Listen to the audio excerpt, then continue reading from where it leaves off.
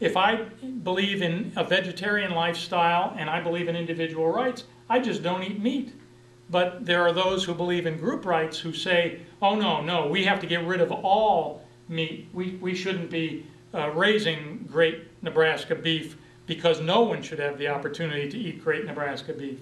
So many liberals, and when I say liberals I mean the far left, they try to figure out a way to surrender their rights while still looking good, whereas we try to promote our rights while being good and doing good and acting well.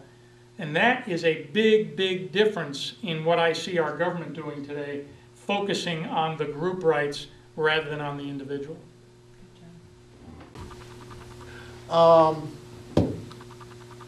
We've talked about individual rights. Now let's talk about the parties, whether it be the Democratic Party or the Republican Party. I don't care which one you care to point at or speak to, but they are both top-down organizations. You have the DNC, you have the RNC, and you have the heads of those, and they dictate down the line. Would you agree or disagree to that? I would agree with the top-down, that a few people decide on the policy and then the multitudes are supposed to follow that policy. I like to refer to myself, Bill, as a recovering Republican. That's not to say that I'm not still conservative. In fact, I'm more conservative than I was. And I believe in the bigger picture of the Republican Party, that is that the ideas that they have are mostly good, but there are so many rhinos, that's Republicans in name only, who don't remember what the Republican Party was founded on. I mean, it was founded by Abraham Lincoln, who wanted to do good things for the slaves and to make sure that the Union held together. Well, now we've got people who are willing to let the Union split up and who want to keep the people who are the descendants of the former slaves in bondage to political programs and governmental handout programs, rather than treating them as highly intelligent and productive individuals. It goes back to the individual rights thing. And that's a big difference between the two parties. But both parties have forgotten what brought them to power and what brought them to be where they are today. And for that reason, I'm believing in this grassroots program, because each of us can have an impact. I no longer give to the Republican National Committee, I give to candidates.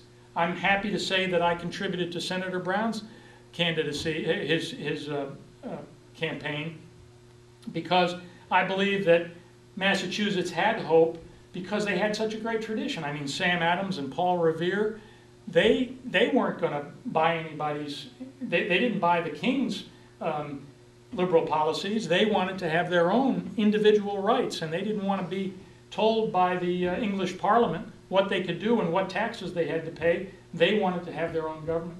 So we saw a miracle in Massachusetts. I'm hoping we're going to see some additional miracles in other states, and we need to keep the traditions of Nebraska strong and productive.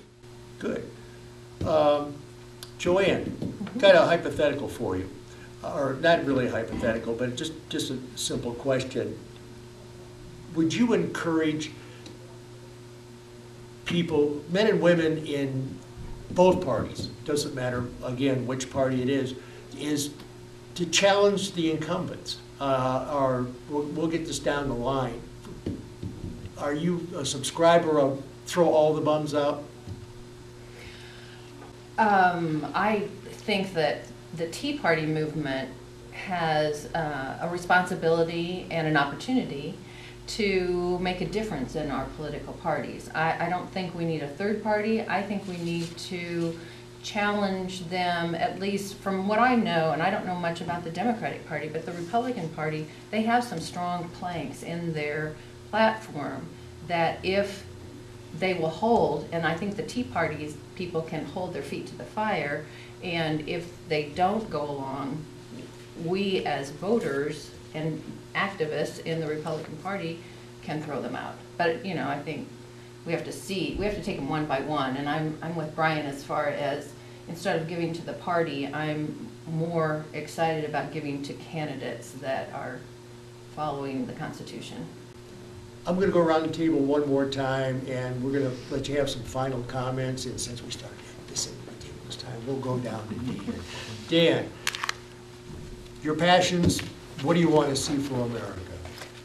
Well, I guess I'm a libertarian conservative. That is to say, I'm passionate about economic freedom and the rights of individuals to make their own decisions, and not in favor of the government necessarily dictating on moral questions and really things that should be left up to individuals. I mean, even if people want to do something that's harmful to them, if it doesn't harm other people, it's still within their rights as an autonomous individual, in my view, and the government should be dropping back to just doing what it needs to do to enforce contracts, to protect us from external enemies, to keep order, and not trying to micromanage everybody's lives. I understand. Joanne, what are your passions, and what do you see for America's future? Well, I guess my passion is to become educated on all the issues so I'm not fooled, and hope that we can, the only way you can, the easiest way to get educated is finding others, finding the exact information, but then sharing it with others so that we can all build on each other's knowledge. So my passion is to continue the education part of it. Outstanding. And spread that education to as many people as you can, please. Brian, you get the first word, you get the last word, Thank you. make her good. Thank you. My big issue, the thing that I'm most passionate about, is the whole idea of control relative to communication.